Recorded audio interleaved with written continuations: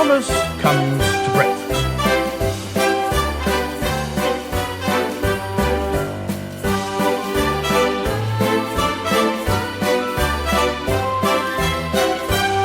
Thomas the Tank Engine has worked his branch line for many years. You know just where to stop, Thomas, laughed his driver. You could almost manage without me. Thomas had become conceited. He didn't realize his driver was joking. Driver says I don't need him now, he told the others. Don't be so daft, snorted Percy. I'd never go without my driver, said Toby earnestly. I'd be frightened. Ho, boasted Thomas. I'm not scared. You'd never dare. I would then. You'll see. It was dark next morning when the firelighter came.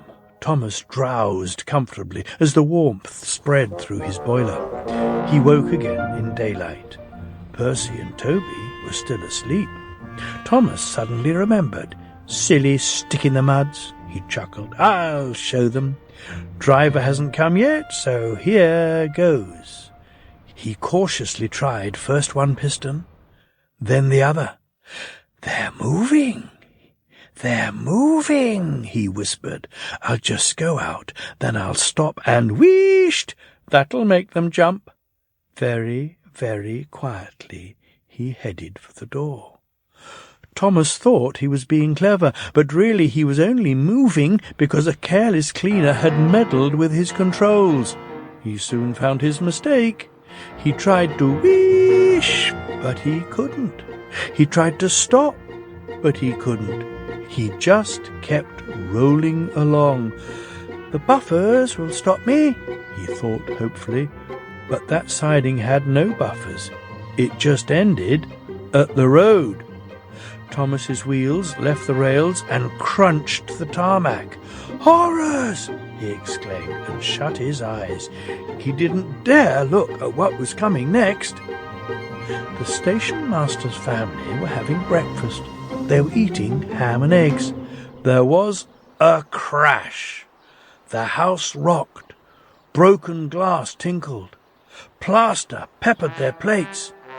Thomas had collected a bush on his travels. He peered anxiously into the room through its leaves. He couldn't speak. The station master grimly strode out and shut off steam. His wife picked up her plate. You miserable engine! She scolded. Just look what you've done to our breakfast. Now I shall have to cook some more. She banged the door. More plaster fell. This time it fell on Thomas. Thomas felt depressed. The plaster was tickly. He wanted to sneeze, but he didn't dare in case the house fell on him. Nobody came for a long time. Everyone was much too busy.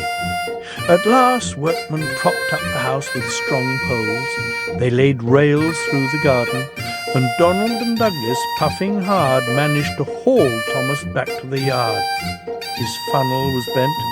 Bits of fencing, the bush, and a broken window frame festooned his front, which was badly twisted. He looked comic. The twins laughed and left him. He was in disgrace. You are a very naughty engine. I know, sir. I'm sorry, sir. Thomas's voice was muffled behind his bush. You must go to the works and have your front end mended. It'll be a long job. Yes, sir, faltered Thomas. Meanwhile, said the Fat Controller, a diesel rail car will do your work. Diesel, sir? Thomas spluttered. Yes, Thomas, diesels always stay in their sheds till they are wanted. Diesels never gallivant off to breakfast in station masters' houses. The Fat Controller turned on his heel and sternly walked away.